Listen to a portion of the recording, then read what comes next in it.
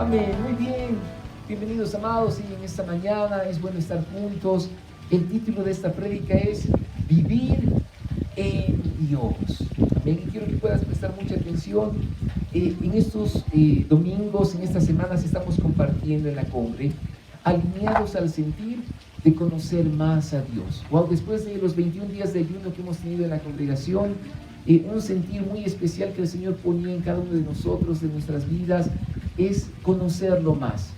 A veces es como que sí sabemos del Señor, tenemos años de convertidos, años de creyentes, pero como que a veces nos olvidamos de conocer más al Señor. Y Dios ponía en nuestros corazones: quiero que me conozcan más. Y vamos a seguir en esa línea. Y por eso quiero pedirte que puedas prestar mucha atención en esta mañana. Vamos a comenzar con Primera de Juan, capítulo 2, del versículo 3 al 6. Primera de Juan, capítulo 2, del 3 al 6, lo puedes buscar en tu Biblia o lo puedes ver en las pantallas. Amén. Primera de Juan 2, del 3 al 6, dice la Escritura: podemos estar seguros de que conocemos a Dios si obedecemos sus mandamientos. Wow. Acá Juan está hablando acerca de esta carta y dice de que la certeza para poder decir de que conocemos al Señor es obedecer su palabra, obedecer sus mandamientos. Wow, y el Señor decía: quiero que me conozcan más. En otras palabras, quiero que también puedan ser diligentes en obedecer. Si hay algo en lo que Dios se deleita, es en la obediencia. Amados, cuando tú de repente estás, no sé, en medio del trabajo y de repente es como que, no sé, te piden el informe del día o tienes que hablar con alguien y se te quiere salir una mentira, por más pequeña que sea, ¿no? O por más, no sé, blanca que la consideres, ¿no? Si tú de repente dices: no, es mejor que no mienta, y dices la verdad, quiere decir que tú conoces a Dios.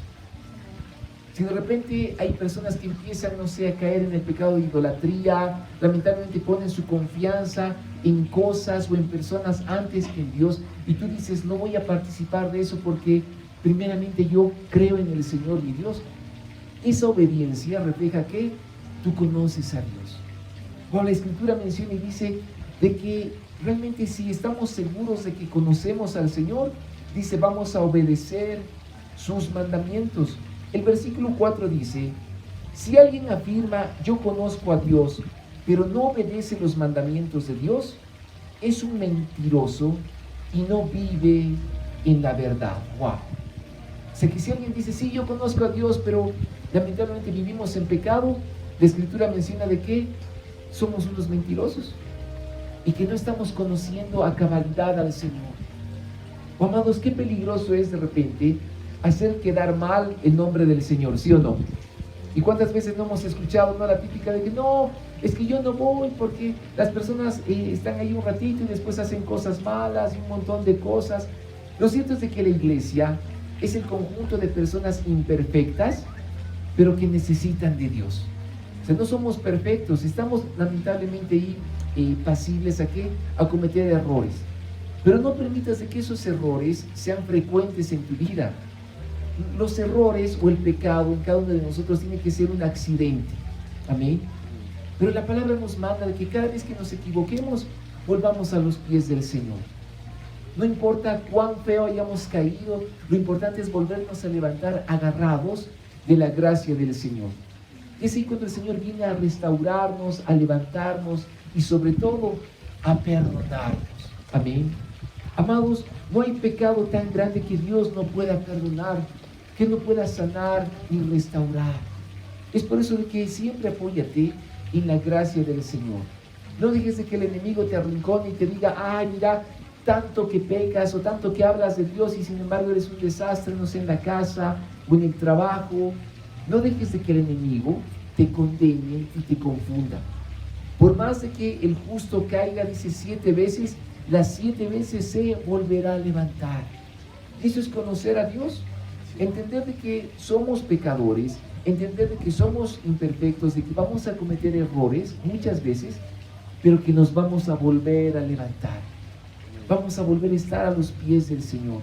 Y aunque las personas te juzguen o te digan: y tú que siempre andas con Dios y tu vida, aunque te juzguen, sabes que tú agárrate de la mano del Señor y dile: Señor, soy un pecador, soy imperfecto. Incluso Pablo decía, el mayor de los pecadores soy yo. Y era Pablo, imagínense. Si Pablo decía eso, ¿dónde quedamos nosotros?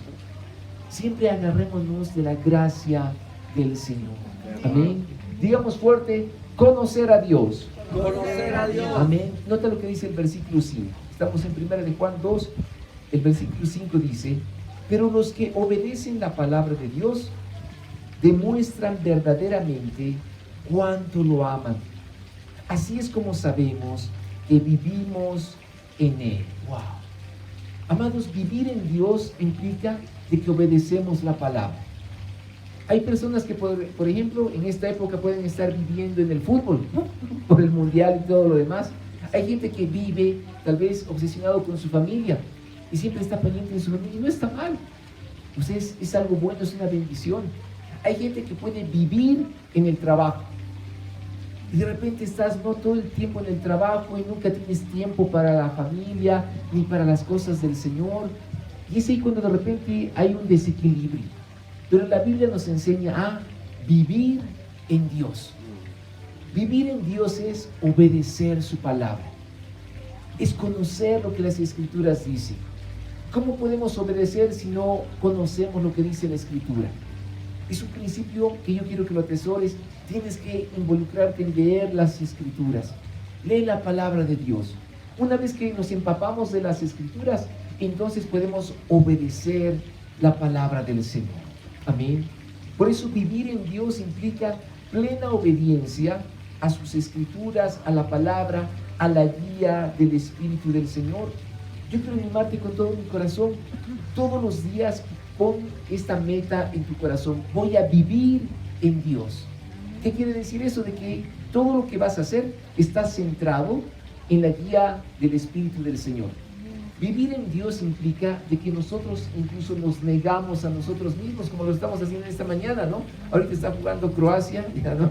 Contra no sé quién, ¿no? ¿Contra quién es? Canadá, ¿no? Ah, ¿sí? Ah, ya. ¿Quién está ganando, Croacia o Canadá? Canadá, ¿de verdad? Wow, muchas... Versículo 2. Amén. No sé si vamos a editar esa parte de la prédica, ¿no? Pero realmente este mundial es el mundial de los resultados inesperados, ¿no? O sea, qué bueno realmente, ¿no? Nos alegra mucho por las naciones que a veces no estaban muy acostumbradas tal vez a ganar, pero qué alegría y amén, ¿no? Pero bueno, estábamos en vivir en Dios, ¿no?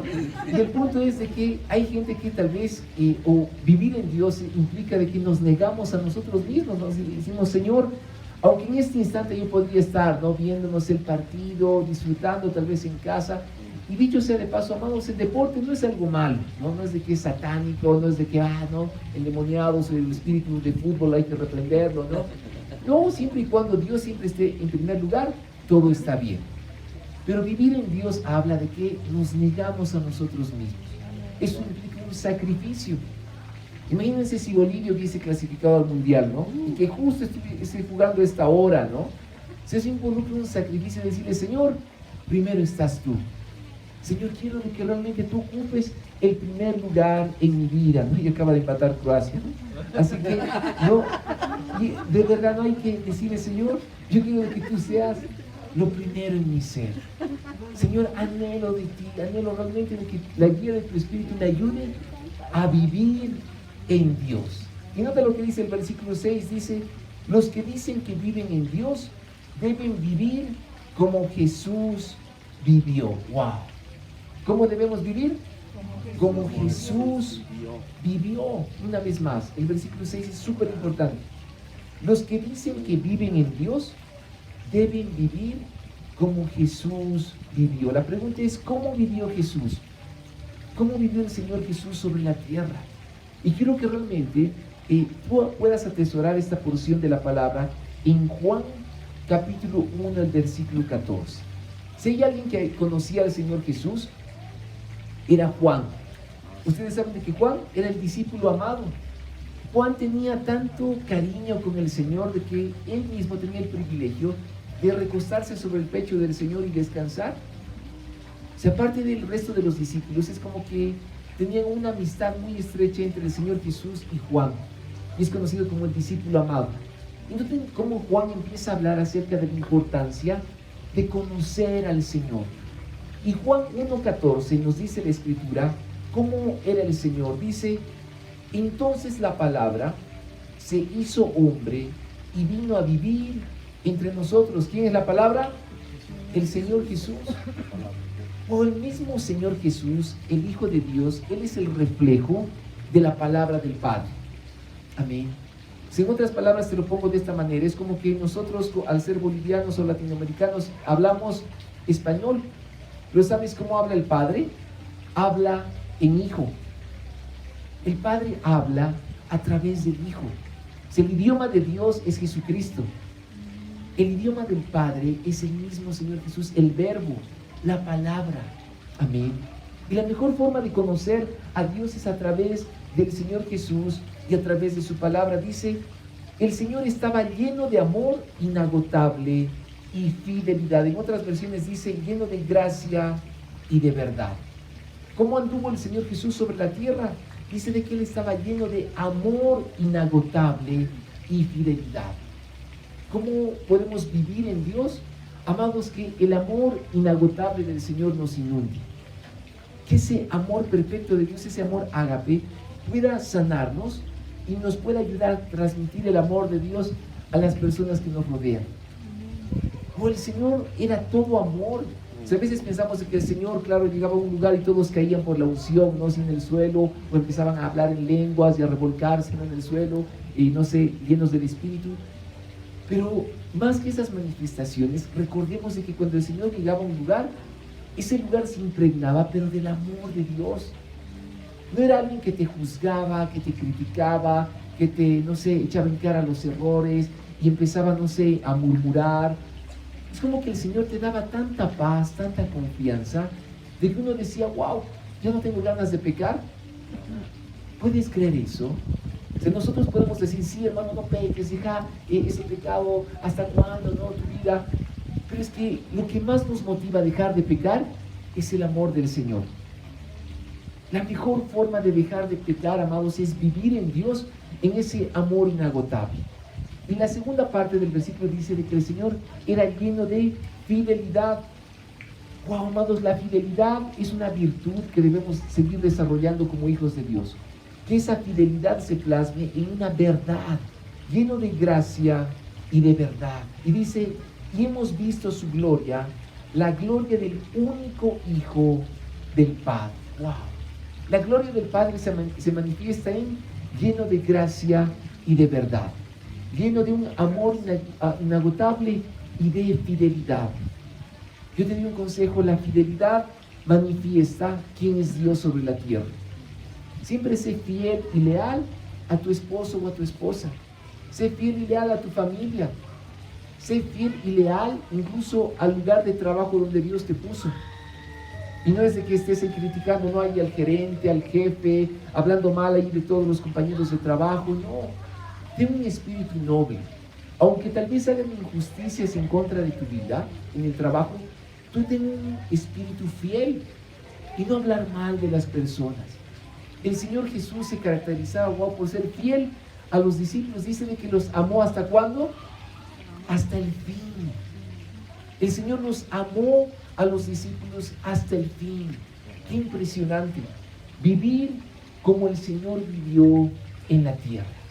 Por supuesto de que el Señor también es un Dios severo, es un Dios sumamente drástico, en el sentido de que Él siempre va a poner orden, va a poner las cosas en su lugar.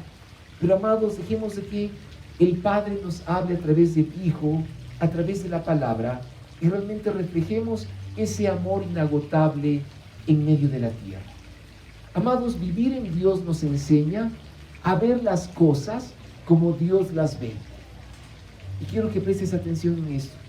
Tengamos siempre la perspectiva de Dios en la tierra, no la perspectiva del hombre. No tenga la perspectiva, obviamente, no sé, del mundo. Ten la perspectiva de Dios, ser sensibles al sentir del Espíritu de Dios. Vivir en el Señor habla de que somos sensibles al Espíritu del Señor, a lo que Él está hablando. Y el profeta Isaías decía algo impresionante en Isaías 59, del 15 al 16. quiero que puedas prestar mucha atención. Isaías 59, del 15 al 16, dice la palabra: el Señor miró y le desagradó descubrir que no había justicia en la tierra. Versículo 16. Estaba asombrado al ver que nadie intervenía para ayudar a los oprimidos. Así que se interpuso él mismo para salvarlos con su brazo fuerte, sostenido por su propia justicia. ¡Wow! Acá el profeta Isaías está hablando acerca del sentir del corazón del Señor. Dice de que Dios estaba asombrado al ver en la tierra de que nadie hacía nada. O sea, Dios estaba asombrado de que nadie se interponía entre el abusivo y el menesteroso. Es como que Dios decía, ¿cómo es posible de que nadie se levante a defender al que le está pasando mal? O sea, Dios se quedaba ya asombrado al ver de que nadie era sensible a levantar la voz y decir, eso no está bien, eso es injusto, o eso no es correcto ante los ojos de Dios. ¿Saben por qué Juan el Bautista incomodaba tanto a las autoridades? Porque Juan el Bautista venía y decía, no es lícito que tengas a esa mujer. Wow, y Juan declaraba, Juan el Bautista, realmente la palabra del Señor se incomodaba a las personas porque realmente revelaba lo que no estaba bien delante de los ojos de Dios. Amados, vivir en Dios habla de que Dios te ha puesto en la tierra para que puedas levantar tu voz frente a las injusticias de la vida. ¿Sabías eso? Sí. Es como que a veces no decimos, no hermano, no te metas, ¿para qué vas a hacer eso? Y sí, obviamente a veces es como que vivimos en un mundo tan conflictuado, lleno de lobos, que a veces sí hay que actuar con mucha sabiduría y ser guiados por el Espíritu para saber cuándo intervenir y cuándo no. Pero el Señor dice, no se queden callados frente a tanta injusticia. Y quiero que prestes atención una vez más a lo que dice Isaías 59:16. El Señor estaba asombrado al ver de que nadie intervenía para ayudar a los oprimidos. Vivir en Dios habla de que nosotros como varones y como mujeres tenemos que defender al oprimido.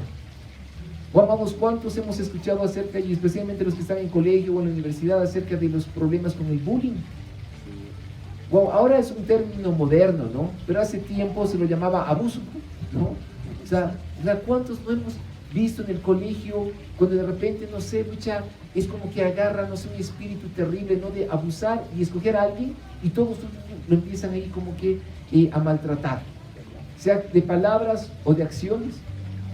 Y el Señor dice, ¿cómo es posible que nadie levante su voz?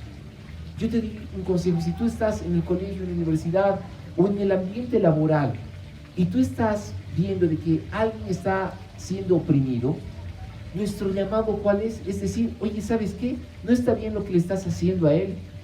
Es de que tú te pongas a defender al oprimido. Es lo que el Señor Jesús hace por nosotros frente al enemigo. El Señor Jesús viene y Él se interpone, Él es el intercesor. El intercesor es el que se pone entre el oprimido para hacer justicia. Amén. No te quedes callado. Wow, ¿cuántas personas o cuántos casos no se escuchan, no, a diario de feminicidios, infanticidios, abusos? Y la pregunta es, ¿cuándo se va a levantar un hombre y una mujer que diga, eso no está bien, eso es incorrecto? En una ocasión, ¿saben que yo estaba, me acuerdo, por el lugar donde vivimos con la Angie, en la zona de Obrajes, hace un par de años atrás, me acuerdo que desde la ventana yo escuchaba, wow, que alguien estaba llorando.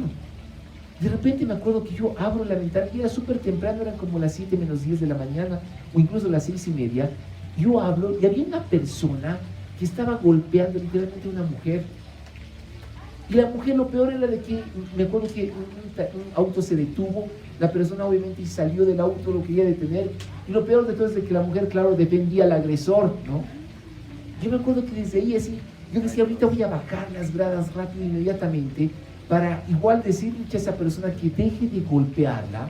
Pero me acuerdo que en ese instante, claro, se paró el auto, el otro inmediatamente se fue rápido ya para no hacer tanto alboroto, la mujer se fue por otro lado, otro camino, pero me dolió tanto en el espíritu Quiere decir que hay que hacer algo. Y es lo que el Señor dice. Cuando tú veas alguna injusticia, no te quedes callado o callada, pero siempre con la guía del Espíritu del Señor. Amén. El Espíritu del Señor te va a decir cuándo intervenir y cuándo no. A veces tal vez es mejor solo orar, clamar para reprender esos espíritus inmundos y que pare el abuso. Pero nota de que el Señor estaba asombrado de que nadie haga nada. Es como que Dios realmente ahí dice, ¿dónde están mis hijos? ¿Dónde están mis hijas? Vivir en Dios, amados, habla de que defendamos al oprimido. Amén. Amados, para terminar en esta mañana quiero decirte, todo esfuerzo por establecer el reino de Dios en la tierra vale la pena y no es en vano. Todo aquello que tú haces por obedecer la palabra de Dios no es en vano. Todo aquello que tú haces en favor de establecer el reino del Señor siempre va a ser recompensado por el Rey de Reyes y Señor de Señores. ¿Cuántos creen eso? Amén. Dios siempre va a recompensar una actitud que se levanta en favor de honrar quién es el Señor.